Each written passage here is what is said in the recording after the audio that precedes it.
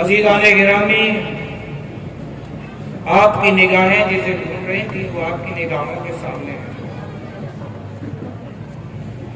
عزیزان گرامی، اب جب وہ عورت آئی قدم اشرف میں گری تو میرے اشرف نے کہا کہ جب تک تو مولانا کو اس کے اصلی حلیے پہ نہ لوٹائے گی میں بھی تیرے بچی کو میں اصلی صورت میں نہ لوٹاؤں گا۔ اس نے اپنے جادو کی کاٹ کی اور مولانا بکرے سے جو ہے پھر سے انسانی روپ میں آتے ہیں، اور جیسے ہی مولانا اصلی روپ میں آتے ہیں ویسے ہی وہ خنزیر سے انسانی روپ میں آ جاتی ہے۔ عزیزان گرامی، یہ مقام میرے اشرف جہانگیر سمنانی کو حاصل ہے۔ عزیزان گرامی، میں بتا رہا تھا کہ سچوں کی صحبت آپ کو کیسا کیسا مقام دلاتی ہے۔ میرے اشرف جہانگیر سمنانی خطاب فرما رہے تھے اور دور دور سے لوگ آئے ہوئے تھے۔ اشرف جہانگیر سمنانی کا خطاب بڑا مشہور تھا کہ آپ بڑے فصیح اللسان تھے، بڑے فصیح و بلیغ تھے، بڑی دلکش آواز تھی میرے اشرف جہانگیر سمنانی کی کہ لوگ اپنے دلوں کی اصلاح کے لیے دربار اشرف میں پہنچ جایا کرتے تھے۔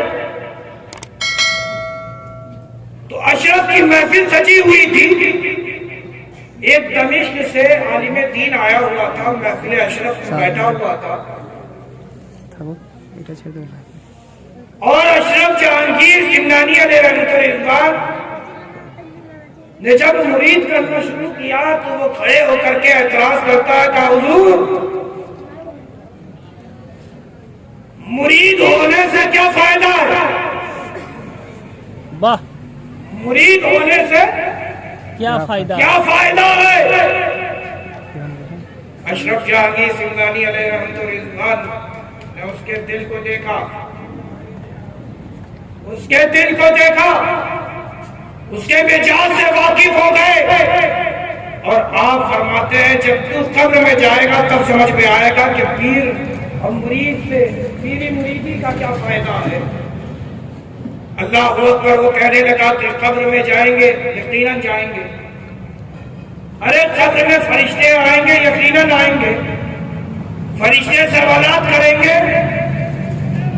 اس کے جوابات مجھے معلوم ہیں، سوالات عربی میں ہوں گے، عربی میری کنیز ہے۔ یہ کہتا ہوا اٹھا ہمارے اشرف سے اور چلتا بنا۔ زمانہ بیت گیا، کچھ عرصہ بیتا ہی تھا کہ اشرف جہانگیر سمنانی رضی اللہ تعالیٰ عنہ وضو فرما رہے تھے، آپ وضو کر رہے تھے اور خادم آپ کا وضو کرا رہا تھا۔ اشرف جہانگیر سمنانی کا چہرہ بدل گیا، لال سرخ ہو گیا، اور اشرف جہانگیر سمنانی فرماتے ہیں کہتا کیوں نہیں کہ تو میرا مرید ہے؟ کیوں نہیں کہتا کہ تو میرا مرید ہے؟ اب جو یہ سنا خادم نے تو اس کو لگا کہ لگتا ہے مجھ سے کوئی خطا ہو گئی ہے، وہ کچھ کہنا ہی چاہتا تھا کہ پھر سنا اشرف کی زبان سے کہتا کہ نہیں کہ تو میرا مرید ہے، کہتا کہ نہیں کہ تو میرا مرید ہے۔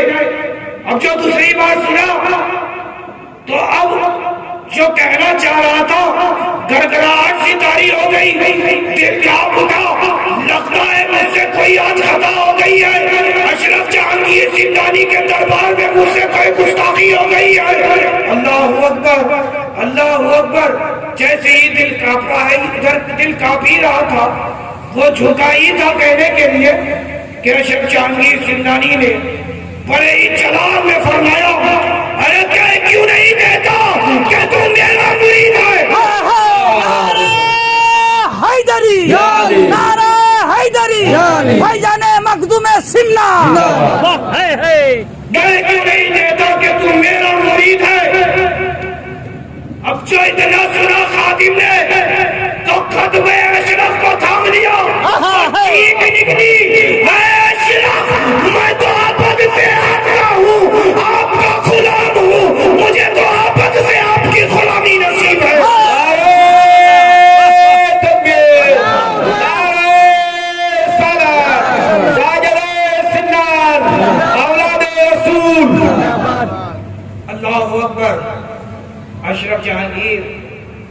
میں جیسے ہی اپنے اس خادم کے اس حال کو دیکھا تو اشرف جہانگیر مسکراتے ہوئے اشرف جہانگیر فرماتے ہیں کہ بیٹا میں تجھے نہیں کہہ رہا تھا، میں کسی اور کی مدد کر رہا تھا۔ کہا کس کی مدد؟ کہا یاد نہیں کہ دمشق سے عالم دین آیا تھا، اس سے مجھ سے دربار میں پوچھا تھا، بڑی محفل میں مجھ سے سوال کیا تھا کہ مرید ہونے سے کیا فائدہ ہے؟ آج وہ مر گیا ہے رضا الہی سے اور قبر میں دفنایا جا رہا ہے، فرشتے آ چکے ہیں، اس سے سوالات کر رہے ہیں، کوئی ادھر دیکھ رہا ہے، کوئی ادھر دیکھ رہا ہے، لیکن اس کا کوئی حامی مددگار نظر نہیں آ رہا ہے، میں اسی کی مدد کر رہا ہوں۔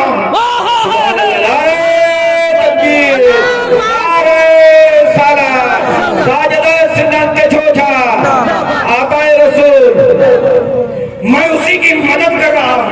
جو قدم اشرف کو تھاما ہوا تھا نا خادم، اس کو بڑا ہی حیرت ہوتی ہے کہ حضرت اس کی مدد کر رہے ہیں جو آپ کے دامن سے وابستہ بھی نہیں ہوا ہے، حضرت اس کی مدد کر رہے ہیں۔